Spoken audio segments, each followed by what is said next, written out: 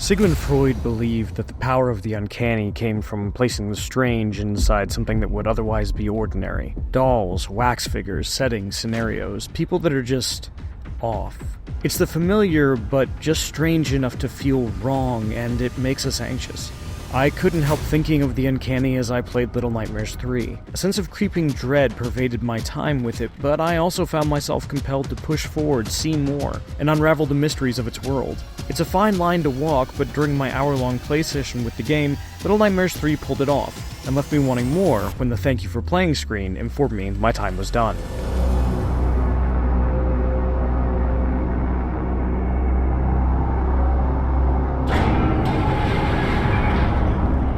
Little Nightmares 3 might be the third game in the series, but it's offering up a lot of franchise firsts. It's the first game to be developed without series creator Tarsier Studios. Instead, Supermassive Games, the team behind Until Dawn, the Dark Pictures anthology, and The Quarry, is at the helm. Similarly, it's the first entry in the series to feature co-op play, and the first to be a standalone sequel. You don't need to have played the first two Little Nightmares games to understand this one, and as someone who has never played a Little Nightmares game before, I didn't have much trouble following along.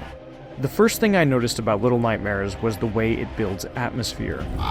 It looks gorgeous, but what stood out to me was how it used light and shadow to highlight things you often don't want to see or obscure things you might want to. Little Nightmares 3 understands that the scariest stuff is often what you can't see or only get glimpses of, and it's happy to tease you along and build up a sense of impending doom before the big reveal.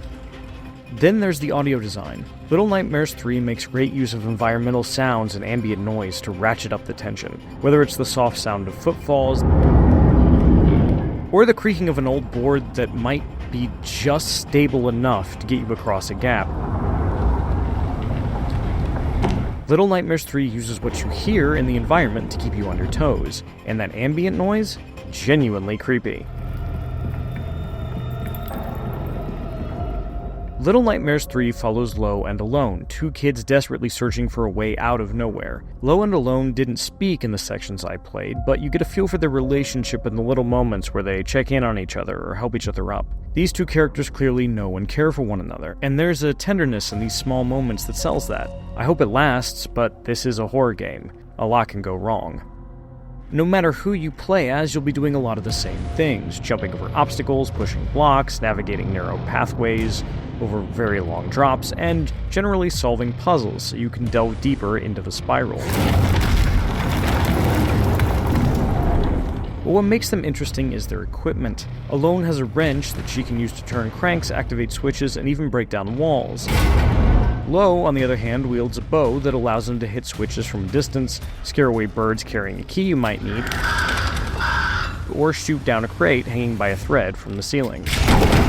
There are also some problems that you just can't solve alone. Sometimes that means boosting your partner up so they can pull down a switch. Other times, one of you will have to carry a light to scatter the bugs that would otherwise attack you, while the other one uses the safety of the light to climb a ladder and search for the way forward. And sometimes you'll just need an extra pair of hands to open a heavy door.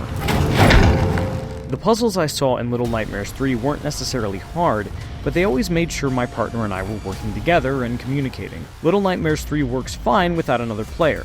They're instead replaced with an AI version of whichever character you aren't playing that you can call over if you need help, and will sometimes show you the way forward, but co-op play is definitely the way to go. In one particularly memorable scene, my real-life partner and I had to hide from a very scary lady with too many arms, avoiding her while figuring out the way forward before she could spot us. These moments are when Little Nightmares 3 shines brightest.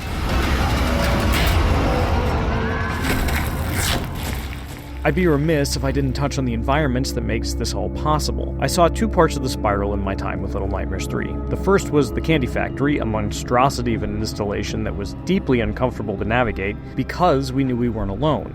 In addition to the scary lady with too many arms, the building was populated by unnatural workers suspended from the ceiling, and the creepy hum of machinery. It was uncanny in all the best ways, something clearly familiar but also deeply wrong. I compensated by naming each of the lollipops we ran into Steve and carrying them with me as long as I could. Each time we parted, I was heartbroken. Thankfully, there was always another Steve on the horizon. The second environment was the Necropolis, an abandoned ruin in the desert. While the Candy Factory is unnerving because you're not alone, the Necropolis builds dread by reminding you that you are. Each place raises more questions than it answers. Who is the Candy Factory making all these lollipops for? Who are those people hanging from the ceiling? What are all these bodies doing in the Necropolis? What happened here? And are we really alone? In my time with it, Little Nightmares 3 balanced the uncanny and the curious, and as anxious as I was about what was around the next corner, I was also eager to see more and piece together answers. If there's one thing I don't like about Little Nightmares 3, it's that there's no local co-op. That said, you can play with a friend online, even if only one of you owns the game, which goes a long way towards making up for it.